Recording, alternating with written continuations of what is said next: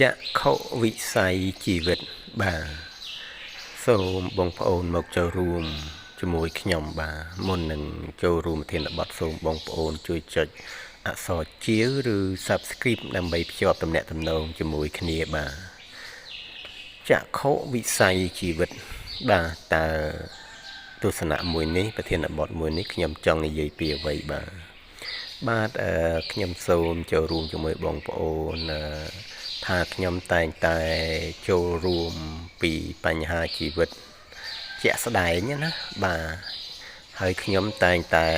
ចូលរួមតែងតែនិយាយសម្រាប់ជាការរំលឹកជាការដាស់តឿនបាទទាំងរូបខ្ញុំក៏ដូចជាបងប្អូនបាទព្រោះថាជីវិតរបស់យើងនេះមែនតែនទៅគឺយើងដឹងគឺយើងឮគ្រប់គ្នាបាទយើងដឹងយើងឮគ្រប់គ្នាគ្រាន់តែថាវាយូរទៅរាល់ថ្ងៃទៅយើងអាចធុញទ្រាន់អញ្ចឹងណាយើងអាចធុញទ្រាន់យើងអាចហត់នឿយយើងអាចភ្លេចបាទអញ្ចឹងហើយបាទខ្ញុំចេះតែព្យាយាមចូលរួមដើម្បីរំលឹកទាំងអស់គ្នាទាំងរូបខ្ញុំក៏ព្យាយាមរំលឹកដែរការចូលរួមនោះក៏ជាការដាស់តឿនសម្រាប់ខ្លួនខ្ញុំដែរបាទតើចក្ខុវិស័យជីវិតនឹងចង់និយាយពីអ្វីបាទចក្ខុវិស័យជីវិតចក្ខុមានន័យថាការមើលឬសម្លឹងអញ្ចឹងវិស័យជីវិតហ្នឹងគឺផ្នែកនៃជីវិតហ្នឹងតែយើងសម្លឹងទៅណាឧទាហរណ៍ថាសម្លឹងទៅភាពខ្ពង់ខ្ពស់ឬមួយក៏សម្លឹងទៅភាពល្មមឬមួយក៏សម្លឹងទៅភាពអន់ថយបាទភាពតូចទាបបាទគ្រប់គ្នាប្រកាសជាឆ្លើយថាខ្ញុំសម្លឹងទៅភាពខ្ពង់ខ្ពស់ខ្ញុំចង់បានភាពខ្ពង់ខ្ពស់បាទចង់បានភាពខ្ពង់ខ្ពស់បាទរុងរឿងខ្ពង់ខ្ពស់អញ្ចឹងរុងរឿងខ្ពង់ខ្ពស់ហ្នឹងវាមានចំណុចពីរជាសំខាន់ទៅទៀតនោះគឺសេចក្តីសុខនិងភាពរីកចម្រើនឬភាពមានបាននឹងឯងបាទអញ្ចឹងដើម្បីជីវិតយើងមានសេចក្តីសុខមានតម្លៃមានកិត្តិយសថ្លៃថ្នូរមានទ្រព្យសម្បត្តិមានលុយមានកាក់ដែលយើងហៅថាធូរធារមានបានហ្នឹងតើយើងត្រូវមានអ្វីបាទអញ្ចឹង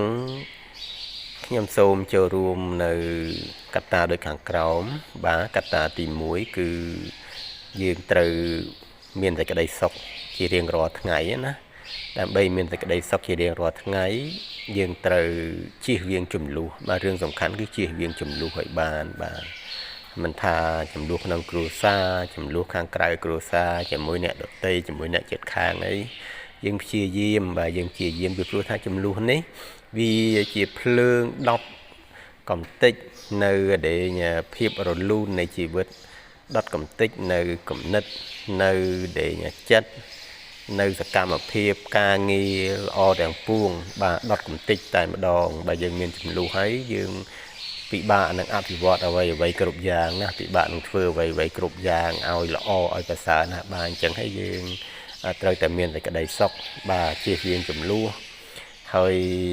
គ្រោះថ្នាក់អីអញ្ចឹងនេះយើងព្យាយាមការពារកុំឲ្យមានគ្រោះថ្នាក់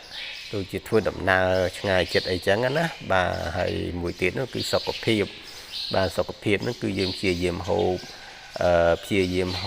ចុកចំណីអាហារអីបរិភោគផឹកភេសជ្ជៈអីប្រយ័ត្នប្រយែងបាទនឹងហើយទាំងអស់ហ្នឹងគឺជាផ្នែកនៃសេចក្តីសុខហើយកត្តាទី2នោះគឺកត្តាមានបានបាទកត្តាមានបាននេះគឺវាត្រូវតែពឹងផ្អែកទៅលើការងារឬមុខរបរបាទត្រូវតែពឹងផ្អែកទៅលើការងារឬមុខរបរហើយដើម្បីឲ្យការងារឬមុខរបររលូនតើយើងប្រឹងប្រែងបាទតើយើងប្រឹងប្រែងធ្វើបន្ទាប់ពីយើងមានចំណេះដឹងមានចំណេះជំនាញមានបទពិសោធន៍តើយើងប្រឹងប្រែងធ្វើតាំងចិត្តប្រឹងប្រែងធ្វើឲ្យហ្មត់ចត់ធ្វើឲ្យម៉ឺងម៉ាត់ធ្វើឲ្យល្អឲ្យមានគុណភាពខ្ពស់បាទហើយកត្តាទី3នោះគឺគ្រួសារបាទកត្តាគ្រួសារមិនថាយើងជាពុកម្ដាយគេឬជាកូនគេទេយើងត្រូវតែចូលរួមធ្វើគ្រួសារឲ្យបានល្អបាទធ្វើគ្រួសារឲ្យបានល្អកុំឲ្យរស់នៅគ្មានរបៀបរបបរស់នៅបែបមិនចេះដឹងបែបមិនយល់ដឹងណាបាទរស់នៅបែបអនាធិបតេយ្យហ្នឹងនាំឲ្យគ្រួសារហ្នឹងមិនរីកចម្រើនទេនាំឲ្យគ្រួសារហ្នឹងមិនមានបានទេផ្ទុយទៅវិញនាំឲ្យគ្រួសារមានទុក្ខមានលំបាក មានភាពអន្តរាយដល់គ្រួសារទៅវិញទេអញ្ចឹងកត្តាគ្រួសារសំខាន់ណាស់ហើយរឿងសំខាន់ដែលខ្ញុំផ្ដោតលើគ្រួសារបើយើងជាពុកម្ដាយគឺត្រូវខិតខំធ្វើការងារគ្រប់យ៉ាងណាដើម្បីគ្រួសារហើយនឹងខិតខំបណ្ដុះបណ្ដាលកូនឲ្យកូនរៀនសូត្រឲ្យបានពងពោះចំណុចនេះសំខាន់ណាស់បាទព្រោះចំណុចកូនចៅនេះបើកូនចៅល្អ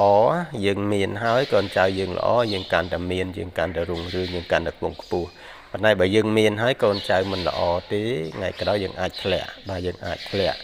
បាទអញ្ចឹងកត្តាគ្រួសារសំខាន់ណាស់គឺផ្ដោតទៅលើការរៀនសូត្រហើយបើយើងជាកូនយើងជាយុវជនជាកូនយើងទៅប្រឹងប្រែងរៀនសូត្រប្រឹងប្រែងធ្វើការងារកុំសេពគប់មិត្តភ័ក្តិដើរលេងអត់ប្រយោជន៍បាទកត្តាទី4គឺកត្តា